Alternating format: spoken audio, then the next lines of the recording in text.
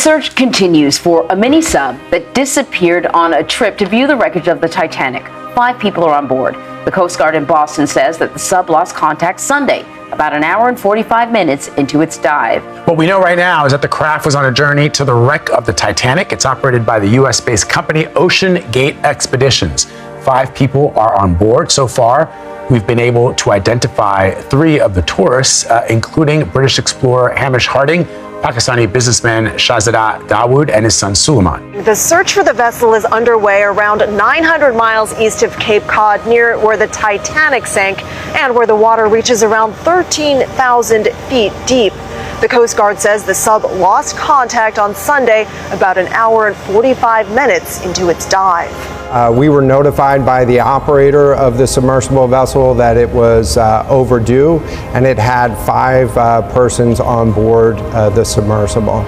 So we're working very closely at this point to make sure that we're doing everything that we can do to locate the submersible and rescue those on board.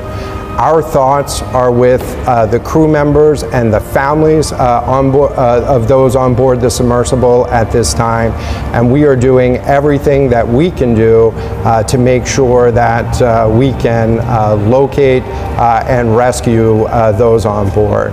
Adding to the complexity of this case is the fact that this was a submersible vessel, and so we need to make sure that we're looking both on the surface for the vessel if it had surfaced back to the water, but it somehow lost communications with the vessel, and that's what the aircraft and the surface search vessel is allowing us to do right now. But we're also having to search in the water column, and we're doing that right now with the use of sonar buoys and sonar on the ship that's out there to listen for any sounds that we can detect in the water column. Over the course of the next couple days, we anticipate adding additional capability to conduct additional search in the water as those commercial assets arrive on scene. I'm Captain Jamie Frederick with the 1st Coast Guard District Response Department, which oversees search and rescue operations under Rear Admiral John Mauger, the 1st Coast Guard District Commander.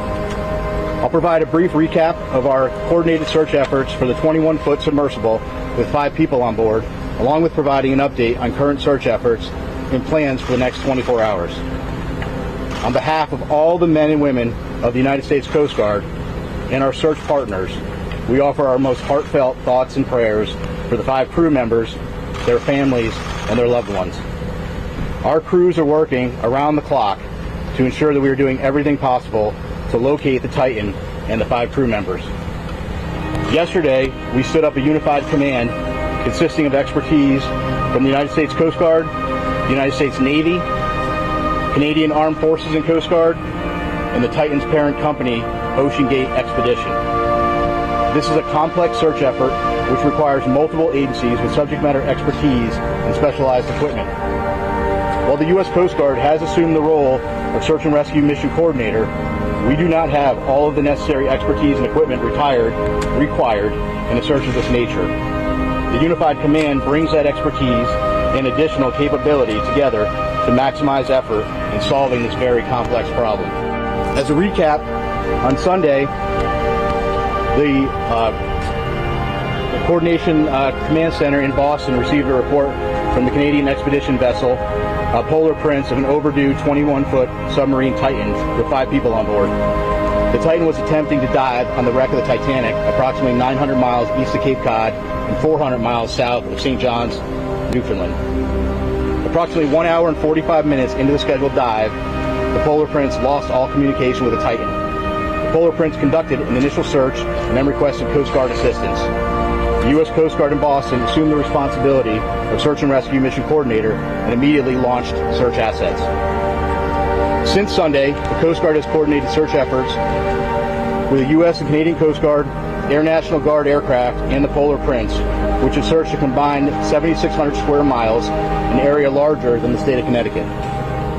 These search efforts have focused on both surface, with C-130 aircraft searching by sight and with radar, and subsurface with P3 aircraft were able to drop and monitor sonar buoys.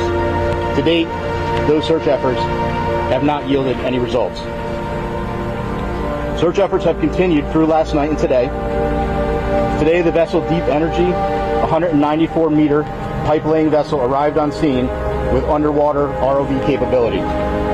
They have rendezvoused with the vessel Polar Prince and commenced an ROV dive at the last known of the position of the Titan and the approximate position of the Titanic wreck.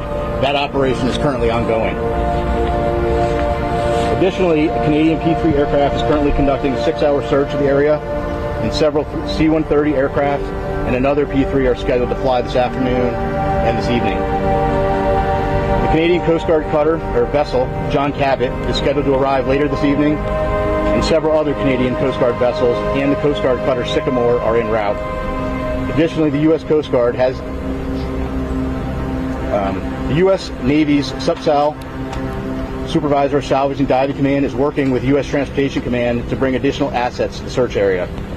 These more capable assets will be staged out of St. John's for further transport to the search area. There are also several private research vessels with ROV capabilities that are making preparations to join the efforts. So I want to reiterate, this is a very complex search, and the unified team is working around the clock to bring all available assets and expertise to bear as quickly as possible in an effort to solve this very complex problem. How many hours of oxygen are left that you know of, that you can estimate right now on the submersible? And does it have to be approved or regulated? Sure. So first of all, it's an estimate, right? Because we know from the data we were using as a starting point was 96 hours. We know at this point we're approximately about 41 hours. 41 hours left. Yes, And does correct. it have You've been listening to Captain Jamie Frederick with the U.S. Coast Guard.